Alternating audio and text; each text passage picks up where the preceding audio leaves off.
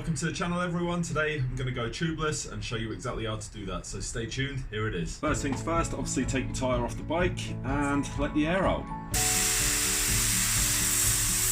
If you want this process to be a lot quicker, then take the actual valve core out, and there is a tool to do that, otherwise you can use a set of pliers. Just be careful so that you don't damage the thread on there. When all the air's out the inner tube that's in there, just push the tyre into the middle of the wheel, and that way it slackens up the rubber and makes it easier to get the tyre off. Now with a set of tyre levers, doesn't really matter what ones you have, take the tyre off. Once you have it initially, you can do the rest and just literally, as I am, just get the tyre lever around, and then there you go. Next thing to do, take the inner tube out. It's amazing how many people have not changed an inner tube before, so don't actually know how to do this. You may find that a bit of a strange thing to say, but honestly, there are two people that I know that thought knew how to do this, and they don't. So once you get that nut off, you just pull the inner tube out, and then it will come away from the tyre. Now because I've had sealant in this tyre before, it will be a little bit sticky, but if you haven't, it should just come out nice and easy. Once you have the tube out, you can put the metal thread back on. Never throw the tube away, because this now becomes a spare to take away in a hydration pack or whatever you carry. So if the tubeless fails, you can go back to throwing a tube in. So now I'll take the tyre off the rim completely, and all you need to do is just pull it away, and that's it. So we now have the rim and the tyre, we can start converting to tubeless. So with the tyre and the tube out, it's worth just getting an alcohol wipe or any kind of wipe and just cleaning off the wheel, because when you put the tape in, you want to give it the best possible chance to stick, and with a dirty wheel it might prevent that. So it's worth spending a minute to get this right, because it will save a lot of hassle later down the line. And you can see just by doing that little clean there, that it's actually come up, taking all the rubbish off. What I would suggest is you get a paper towel afterwards anyway, and just give it a further wipe. You can see quite clearly this does not take long at all, but we'll remove more of the rubbish if it's there, which it actually is when you see it, so worth doing.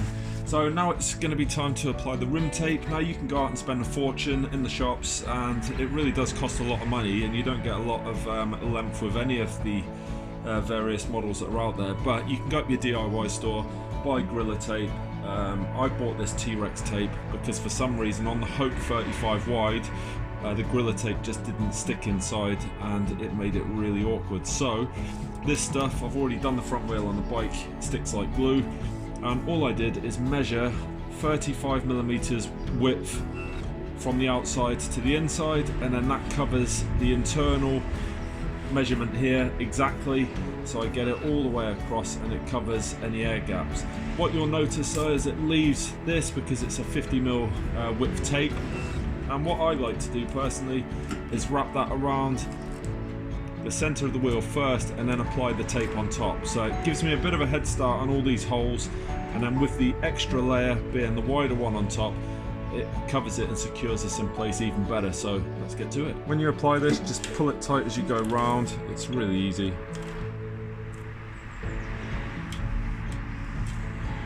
It'll hold nicely in place. Get someone to help you if you need them to hold the wheel maybe, but honestly you can do this on your own. But what you certainly want to do is when you get to the other end, you want to overlap that tape just to make sure you have that best seal that you can possibly get, and then just tear the tape nice and easy and press down. So that's that first layer on. I'm just going to go around, press it into place. So it's time to apply that second layer of tape. What you don't want to do is start applying it where the valve hole goes, because you'll cause yourselves issues, because you're intentionally going to put a hole there, but you don't want all these creases and seams to run from that point. So locate where it is, which for me is just here. So I'm going to start the second layer over here, or you can start at the bottom, wherever you want, just away from the hole, it's the main thing, and then start the same process, but you'll notice this time it's the width of the internal diameter there. So let's get it round. So when you get to this part here, just make sure you pull off the extra tape and go over it, because what you don't want to do is cut it right on that point, because that's not going to offer the best seal. And once you've gone over, just like we did before, tear the tape and stick it down. So like before, all I'm going to do is press the tape firmly into place, just make sure it's in position, so we have the best seal possible, because very shortly going to be putting the tyre back on. I'm going to get the fluid in and make this happen. So that's that bit done. Nice and easy so far. Right, next we need to put a hole. I'm just going to use this Phillips screwdriver, nice and small, so much smaller than the actual valve. Just locate where it is, so all you need to do really is just press it down. It will make a little indentation in the tape, and then all you then quite simply need to do is press into it, and you can see that that's created a nice neat hole. Take the screwdriver out. Something that you are going to have to invest in is some valves. Make sure you get the proper tubeless ones. I've gone for these. I'll link them in the description. They come with a little rubber O-ring there, and that just creates a more airtight seal when you stick this into the wheel. And I've been using these a while now, and I really like them, but it's entirely up to you what ones you get. So when it comes to putting the tyre on, if you've got a new one, you haven't got to worry about any of this really, but you can see I've got all that dried up sealant in there from what I've done before. Don't think that you're going to get that off, because that's not going to happen, and in a way you want it there because it creates that seal on the rubber already, so that's good news.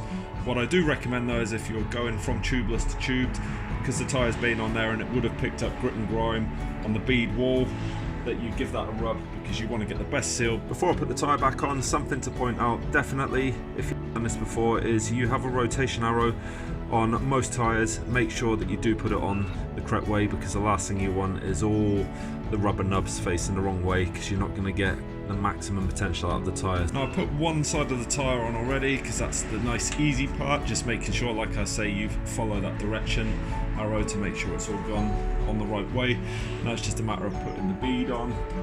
So I'll come back when that's done, because this can be a right pain. I have no fancy gizmos, just a standard floor pump. Just connect it up, make sure that the tyre is over the valve properly, and then just pump it up to the recommended PSI. This is 50, don't go over, because you're going to cause damage to the tyre. It could explode off the wheel itself, and get the air in.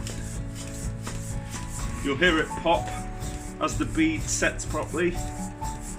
It's getting up to 20 PSI now. There it goes. That is the sort of sound you're listening for, because it means it's working. That's all looking pretty good. Now notice I don't have a compressor pump or anything. I can't say this works for every tyre, but I've had 3 sets of wheels in the time that I've been mountain biking, and this technique has worked for every single wheel that I've got. Now, main thing is to do now, leave this inflated for an hour. Come back and check it, make sure you've still got the PSI that you put in it, and if you have, then you've got a good seal. So see you in an hour. So an hour has passed, and it's time to take the air out, because we need to get the actual sealant in. So you can either do that, or even better still, I haven't got a removal tool, just going to use a spanner, a pair of pliers, whatever you want, and you'll notice that when you take that core out, it's all so much quicker.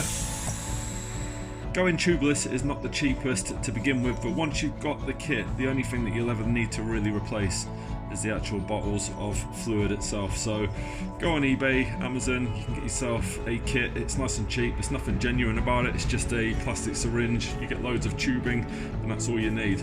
So have a look. I'm using this one here, which is like Calfetto. Good stuff, been using this for a while now, and you need 60mm for the tyre that I'm using, so just make sure that you read the instructions properly and it tells you what you need, and it's even got it there on the bottle, and then it's just a matter of filling up the syringe. What I will say is never mix 2 different compounds, because they do work slightly differently from one brand to another, and the way that I do this is quite simply put on the tube first, and then I'll fill it up to 20, so I have to do this 3 times over. Squeeze a bit out, and then for me, because I haven't got a tube that can go directly on there, you can buy bigger ones. I just end up taking the plastic tube off the syringe, fits in underneath, fits over the top of the valve, and then I can just squeeze it into place. You are going to get a little bit of excess that comes out. Just make sure you've got a bit of tissue to wipe it. Alright, and then you can clean up the area afterwards. So I'm going to do that another 2 times and then we're done. So that's the last one just gone in. All you then need to do is just tidy up the area. You don't want it sticking, it is like glue when it dries. So just clean your rim off. And then quite simply, the reverse of what we did, so put your valve core back in. See where it's drying on my hands already? It will stay as a fluid inside the tyre, it's just as soon as that air mixes with it, it turns it into what is the sealant. And that's that done. Now it's just a case of putting in what I will do as probably 40 psi, so let's get on with it. So put the air back in. Because the tyre is already sealed, it's nice and easy. So that's the air back in, take it off, do the valve core back up. And then a good way to ensure that you have an even spread is just to quite literally get that fluid working around. I did put more than 60mm in because I didn't have much left, so I just put the rest in. Turn the tyre around, same on the other side, and leave it to sit. Now you can see just a bit dirty there where I was applying it, so like I say, just wipe it all off. Keep the rims as clean as you can. And that's it done. So as simple as that. I haven't had to go out and buy the compression pump and all the other bits and pieces. It's nice and simple. This has worked for me every time. A little bottle like this, which is 250ml, will do 4 tyres, so it's pretty good.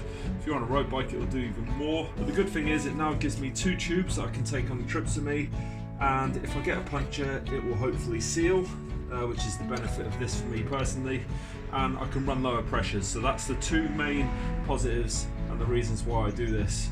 As for saving weight, well, what would help is if I lost weight to begin with, but I'm really not bothered about that. I'm not racing anyone, so if you're getting down to that nitty gritty, then clearly you're into all that.